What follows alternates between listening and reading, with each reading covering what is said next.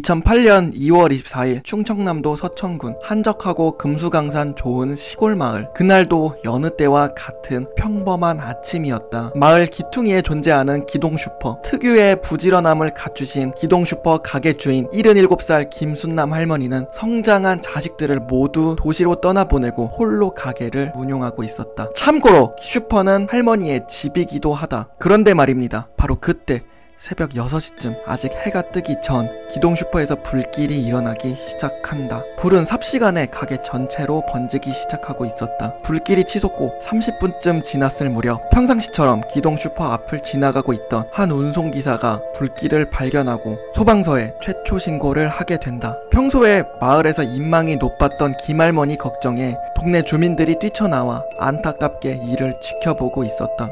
다행히 소방대가 예상보다 빠르게 도착을 했고 소방대원들이 불길을 해치고 들어가려고 했지만 닫혀있던 가게 셔터 그리고 가게 문도 너무 단단하게 잠겨있기 때문에 가게 안으로 들어가는데 어려움을 겪고 시간이 지체되고 만다. 이후 추가적인 소방차 12대가 더 도착을 하고 나서야 현장을 수습할 수 있었다. 몇 시간이나 지났을까? 시꺼멓게 변해버린 건물이 모습을 비추기 시작했다. 소방관들이 다 타버린 가게 안에 진입한다.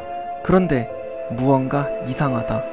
내부를 아무리 살펴보아도 김할머니의 흔적을 찾을 수가 없다. 그러다 타다만 안방 장판에서 김할머니의 것으로 보이는 혈흔이 발견된다. 할머니는 도대체 어디에 계시는 걸까? 그런데 이상한 건 집 안에서 가게 문을 잠갔던 흔적이 있다. 그렇다면 주인은 분명 가게 안에 있어야 정상이다. 경찰은 김할머니의 행방을 찾기 시작한다. 혹시 외출하신 거는 아닌지 아니면은 친지나 가족들에게 할머니가 가 계신 건 아닌지 연락을 취해보았지만 모두 아니었다. 할머니의 자취는 그 어디에도 발견되지 않아 경찰은 본격적으로 수사를 하기 시작한다. 경찰들은 주변을 조사하던 중 화재가 나기 전 할머니를 마지막으로 보았다는 목격자들 3명을 찾을 수 있었다. 한 명은 아침에 장을 보러 가면서 또 한 명은 정오를 넘겨서 택배를 대신 받아달라고 부탁을 하러 김할머니의 가게에 가면서 할머니를 보았다고 한다. 마지막 한 명은 22일 저녁 6시쯤에 기동슈퍼에 소주를 사러 가면서 할머니를 보았다고 한다. 그런데 이게 증언의 전부다. 더 이상 어떠한 유의미한 증언은 나오지 않았다. 경찰은 그 3사람에게 그날 혹시 김할머니가 이상한 점은 없었나요? 라는 질문에 네! 할머니는 여느 날과 다르지 않은 평소다운 모습이었어요 라고 답할 뿐이다. 그런데 바로 그때 경찰은 놀라운 증언 하나를 듣게 된다. 화재가 나기 2일 전 22일 할머니에게 택배를 대신 받아달라고 부탁을 했던 옆집 부부가 그 물건을 찾으러 오후 7시 반쯤에 슈퍼를 찾아갔다고 한다. 그런데 부부는 평소보다 슈퍼의 문이 좀 일찍 잠겨 있는 걸 보게 된다. 그런데 이상한 건 슈퍼 안쪽에 할머니의 방 안에는 실내 불이 켜져 있다. 이걸 본 부부는 할머니 우리예요! 할머니 우리 택배유! 라고 외친다. 하지만 반응이 없다. 부부는 곧 김할머니에게 전화를 걸어본다. 김할머니가 전화를 받지 않는다. 부부는 문을 두드린다. 이렇게 10분이나 기다려봤지만 아무런 기척이 없었고 부부는 포기하고 떠나려던 찰나 갑자기 방 안에서 불이 꺼지게 된다. 부부는 순간 이상한 기분이 들었지만 할머니께서 무슨 이유가 있겠지 라고 생각하고 발길을 돌려 집으로 돌아갔다고 한다. 그런데 바로 다음 날인 23일 기동슈퍼가 돌연 문을 열지 않았다. 그리고 이와 동시에 할머니의 모습도 볼 수 없었다. 그렇게 하루의 공백이 흐른 이후 다음날 새벽에 화재가 일어났던 것이다. 자, 그러면은 우리 한번 생각해보자. 1월 22일 저녁 6시쯤 기동슈퍼에 소주를 사러 가서 할머니를 마주쳤다는 증언과 부부가 택배를 찾으러 간 시간 7시 30분. 그렇다면 이 1시간 반 사이에 할머니가 사라지셨거나 안 좋은 일을 당하셨을 가능성이 높다. 용의자가 될 만한 사람은 누가 있을까? 할머니의 돈을 노린 강도일까? 당시 김순남 할머니는 검소하게 돈을 모으셨다고 한다. 할머니는 서천에서 약간의 땅과 집 같은 부동산 자산이 있었다.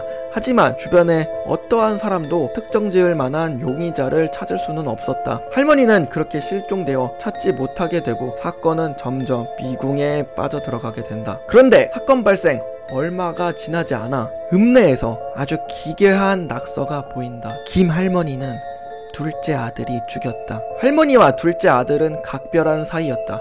하지만 낙서가 발견된 후 사람들은 둘째 아들이 김할머니의 재산을 노리고 이러한 범행을 저지른 것이 아닌가 의심을 하게 된다. 경찰들은 곧바로 김할머니의 둘째 아들을 낱낱이 조사하기 시작했다. 그러나 경찰은 사건 당일 둘째 아들이 다른 형제와 함께 서울에 있었던 것이 CCTV로 확인되고 알리바이가 증명되며 용의선상에서 제외시킨다.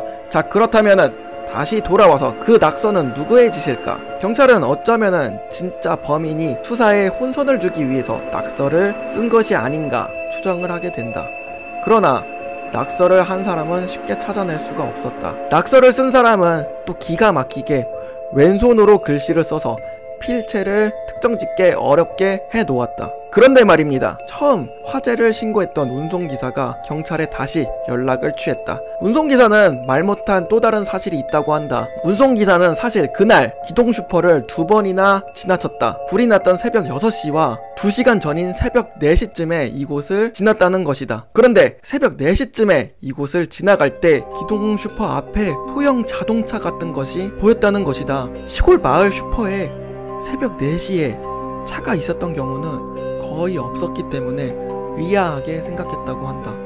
경찰은 그를 최면수사까지 동원해 사건의 실마리를 찾을 수 있을까 했지만 그는 구체적인 기억을 하지 못했다. 전문가들은 말한다. 화재 현장을 분석한 결과 불길은 할머니가 계셨던 안방에서 시작된 것으로 추정된다. 이곳은 혈흔이 발견된 장소였는데 짐작해보건대 범인이 안방에서 할머니에게 어떤 짓을 한 후 만약에 할머니가 사망하셨다면 시신을 밖으로 옮기고 다시 돌아와서 불을 저질렀을 가능성이 커 보인다고 한다.